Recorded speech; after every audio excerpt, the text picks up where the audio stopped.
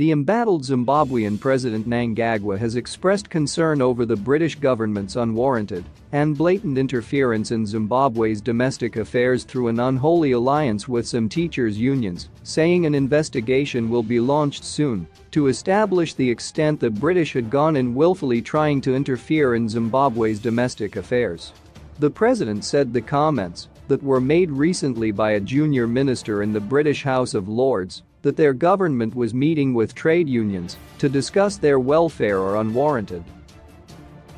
On Tuesday, the Herald published an article detailing how the British House of Lords spent time last week brazenly discussing the country's internal affairs with a junior officer inadvertently exposing the erstwhile colonizers' machinations to influence internal politics through engaging teachers' unions.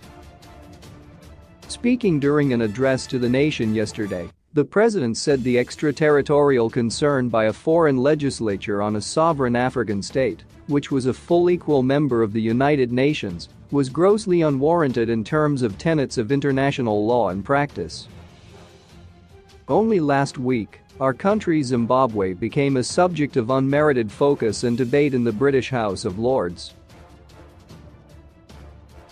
In the ensuing debate by that foreign legislative body with no jurisdiction over our country, a junior minister of Her Majesty's government in charge of Foreign, Commonwealth and Development Office, one Mr. Tariq Mahmood, revealed that Her Majesty's government has been meeting in Harare with various trade unions, including teaching unions, most recently in September 2021 on salaries and the impact of COVID-19. The president added, "To us, this brazen disclosure was yet another confirmation of very gross, unwarranted and blatant interference in the domestic affairs of our country by the British government, contrary to rules and precepts of the Geneva Conventions which regulate interstate relations."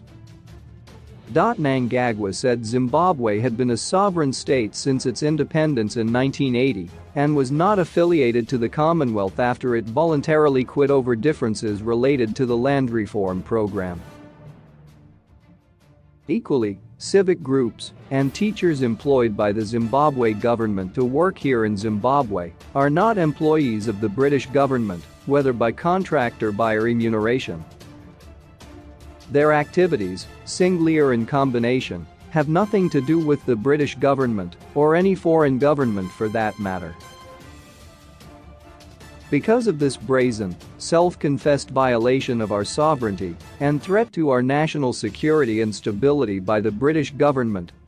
will institute a full and thorough investigation into this very grave matter, he added.